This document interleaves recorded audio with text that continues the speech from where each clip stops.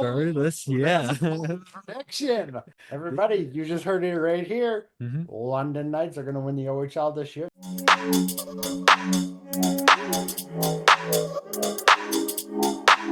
Welcome back to another episode. Welcome back.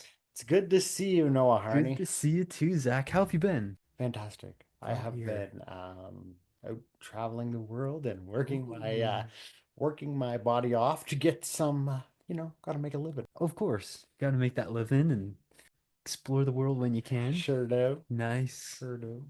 It's good to be back. I tell you, couldn't be a better time to be back because hockey is getting interesting. It is. We are Really now interesting. we are in playoff mode now. Because I think before we started, we were still in Season. seasons. And now we're in the playoffs. playoffs. I argue it's one of the best times of the year because Mhm. you've got lots going on. You've got hockey, You got then hockey. you've got all the other major sports except for NFL Mhm. going on their stuff, like basketball's in the playoffs, and then you have baseball in full swing. So no, it's Yeah. a great time of year. I didn't even know they did that. So watching the end of the Oshawa Berry game, and they went to a press conference. They went to a press conference They went to a press conference. They actually set up like a backdrop. for what kind of like a press conference It for was who? it About was what? like the Bobby Ross Trophy Eastern Conference Final. Oh, so they were putting the trophy on display for like the winners of the Eastern Conference, kind of like the President's Trophy and the other Exactly. one out west, which I can never remember the name. Um, Wayne Gretzky Trophy. Something like that. Yeah, I can Yeah. never remember the name, but there's like the President's Trophy if you win the. Hmm. Is it no? Maybe the President's Trophy is if you win the like the division The or the division, conference the or. conference. But then there's also the ones that get handed out like when you win your conference in the playoffs. That's right. And then you win one in the East and there's one in the West. And One. there's always the suspicion, do we touch it? Do we touch it? Have you been following any of the Western Hockey League games over on Victory Plus? Not a whole bunch, no. Okay. No, I've been really following NHL, a lot of NHL. NHL. Yeah. Haven't I don't find my TV service gives me great access to Mhm. OHL, WHL, which kind Okay. of is a little it stinks a bit because I can't watch it as much, but I get Yeah. all every NHL game going. Nice. So what are you predicting for the OHL? Do you think it'll be like Oshawa, London, or do you think it'll be like Barrie Ooh. and Kitchener, or another scenario? 100% London in the West. Okay, I didn't think whoever won the Kitchener-Windsor series was going to take down London. So right. I think London will take, you'll see London in the West again. They'll win the OHL overall. Oh, Regardless, yeah. prediction. Everybody, you just heard it right here. Hmm. London Knights are going to win the OHL this year. They'll be in the Ooh. Memorial Cup. Back-to-back years. In case you didn't know, there's Patrick Roy, who is, I believe, the Head coach of the New York Islanders. head coach of the New York Islanders. That's another thing. Lou Lamoriello is out as the GM of the I saw New York that. Islanders. I saw that. Do you think it's the end for Lou Lamoriello, as in, do you think he'll retire, or do you think he'll go Mm. to another team? I think there's a possibility another team picks him up. Another team picks him up. Do you think it's going to be playoff contention or No, I feel like teams bring him in to build, okay? to get to playoffs, like the Leafs did. Hmm.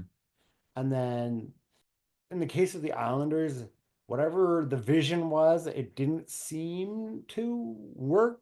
Mm. Now, maybe he didn't have enough time, or maybe the runway was too short, or who knows, but his vision hasn't totally seemed to play out. Doesn't seem to play out. I like the idea of going out and getting Patrick as a coach, Yes. and it'll be interesting to see because he's on going into the third year of his deal of a 3-year contract. It'll be Oh, interesting to see if the Islanders continue down that road or if they go with somebody else. that would be interesting to see. Hmm. Yeah, I think there's options for Lou if he wants to continue or if he wants Hmm. to go and retire, he can do that too. That's an You know option. where I would be looking to get Lou Lamoriello as my general manager? Where's that? In San Jose or Anaheim. Oh, yes. That's There's, just me thinking out loud, but I think having him as your general manager would not be a bad idea, especially since they've both those teams are trying to get themselves back into playoff contention. they've got some serious rebuilding to do. And so maybe Lula Morello in Chicago, because Ooh.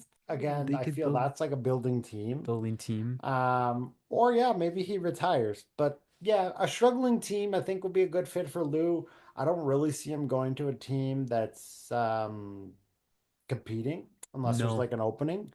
But he's pretty good. At least that's my view of him. He's pretty good at building a team to be successful, getting some Yeah. pieces and the right players to try and make a team be successful. In terms of who may replace Lou Lamoriello in New York, I wonder if we see the mayor of Beantown replace him. Ooh. Can you imagine that? The mayor of Beantown And is that guy, maybe he's not actually the mayor of Beantown, probably not, but I'm just thinking, does the mayor of the Islanders, Matt Martin, who he just retired. you see, I mean, This yes, yes. I mean, I don't know if he officially announced it, did he? But it was kind of felt like he retired semi. it feels like a Yammer Yager. Hey, you know what? That would be quite something if Yammer Yager came over to be the general manager of a team, Ooh. particularly the New York Islanders. New I York feel like that could be Islanders. a good fit for Yager. They got some good history of former talented Yeah. coaches who Mhm, used to be players and mhm. find themselves. If we were looking at a Canadian market for Lou Lamoriello, there is not a bunch of opportunities I could really see him fitting. There is one, and that would be the Calgary Flames. Calgary. That would be the Yeah. only spot I could really see Lou Lamoriello fit in. Mm-hmm. Because, like, yes, Vancouver is building, but I like Jim Rutherford Yeah, being he's there. been doing a good So job. I don't see a problem there. And the Mhm. Sens are doing good. Yes. And same with the Canadians. So I Yeah. don't see any issues there. And then we know the Leafs and the Jets are doing just fine. Right. So I think Calgary's the one team Only kind of spot in Canada. Canada where I could see Lou Lamoriello fitting in as like a general Mm. manager. Back to the playoffs. Yes. Last night was exciting. That was quite the game between Montreal and Washington. Did you say there was a fight in the bench? So yeah, end of second period. There was a little bit of like, the period was going on and dragging a bit, and there was getting a bit emotions were getting high, Mm. even more than they already were. Makes sense. And some guys were getting like a little bit like chippy. Yeah. And they were going off the ice, and a fight broke out between an Islander and not Islander, sorry, Capital player and Tom Wilson Ooh. and Anderson for the Montreal Canadiens. Anderson And for they literally got into a scrum, and the scrum stumbled onto the bench. Like they started fighting off the ice, and they kind of walked their way onto the bench during the fight. And you can just see all the Montreal coaches like, okay, we're just going to get out of the Get way out of here. here, And the Scully's. linesman's like on the bench trying to break this up. And Yeah. meanwhile, the guys on the ice, there's both teams are still standing on the ice in front of the bench. And they've all got like somebody by the shirt. The refs did a good job. Like the officials did a good job getting that situation under control. Like, yeah, the Hmm. fight on the bench went on for a bit, but it never really got out of control on the ice. They did a good job in kind of maintaining that. Okay. So it was good from that perspective. Good. And then the injury to Montalban, that was interesting. Oh, yes. Yeah, There. Samuel Montalban got that injury, and Mm-hmm. it wasn't unsuspecting because there was no real like let up that it happened. Like he didn't really make any signals. You didn't see anything.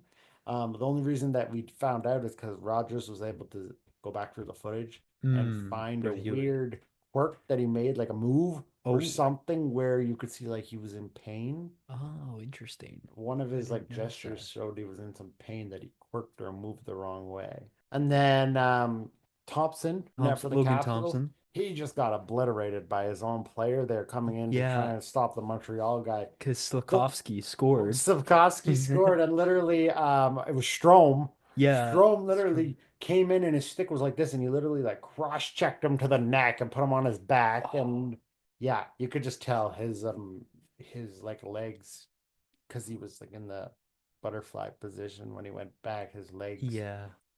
didn't like it. He got bent. He got knocked over in an awkward position. I think his legs got a bit caught under him. Okay. It was very awkward. So he went off. So both backup goaltenders Oh, had to come in. then The E goaltender had the dress. yeah, I Yeah, saw that. because the one for the Canadians, anyways. He's a Montreal area cop. Oh, is he really? Yeah, Yeah. he's a Montreal area Well, at cop. least he's not a Zamboni So driver. none of the yes, no Zamboni driver. None of the teams had to use the E backup, unfortunately. Okay. The Interesting. and both goaltenders were good for like the both backup goaltenders came in and were good. I mean, yeah, Yeah. Montreal did find a way to win it and all that, but no, it was a quite a great affair. You know what? It was an exciting hockey game. It was back and forth.